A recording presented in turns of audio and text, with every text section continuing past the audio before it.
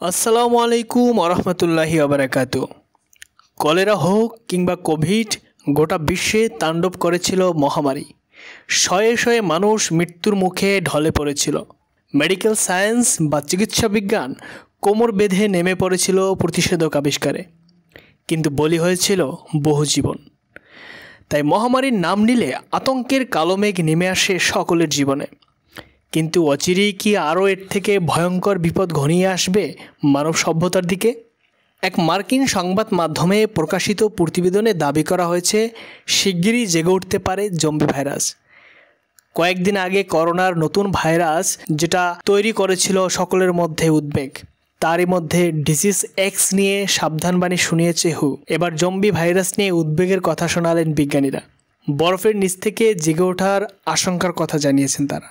উত্তর মেরুর বরফ যে দ্রুত গলছে এটা নতুন কথা নয়, আগেই এ ব্যাপারে আশঙ্কা প্রকাশ করেছেন বিজ্ঞানীরা। এবার জানা যাচ্ছে সেই গলন্ত বরফের তলায় লুকিয়ে থাকতে পারে জম্বি ভাইরাস, আর অচিরেই তা আমাদের বায়ুমণ্ডলে প্রবেশ করতে পারে। ফ্রান্সের এইক্স মার্শাল বিশ্ববিদ্যালয়ের গবেষক জিন মাইকেল ক্লাভরি জানিয়েছেন, এই মুহূর্তে অতিমারির আশঙ্কা খতিয়ে দেখে জানা যাচ্ছে এমন বিপদ লুকিয়ে থাকতে পারে মেরু প্রদেশের বরফের তলায়।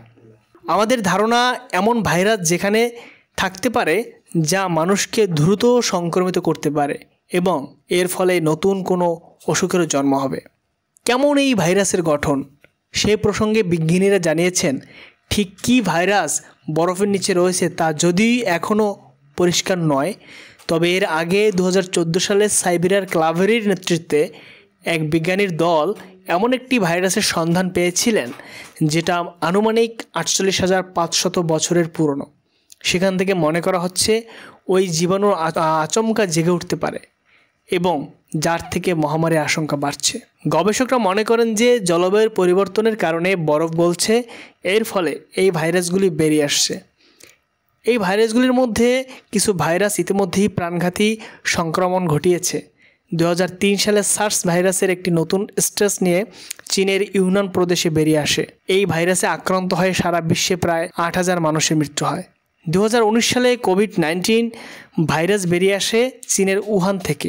এই ভাইরাসে আক্রান্ত হয়ে সারা বিশ্বে প্রায় 60 লক্ষ মানুষ মারা গেছে।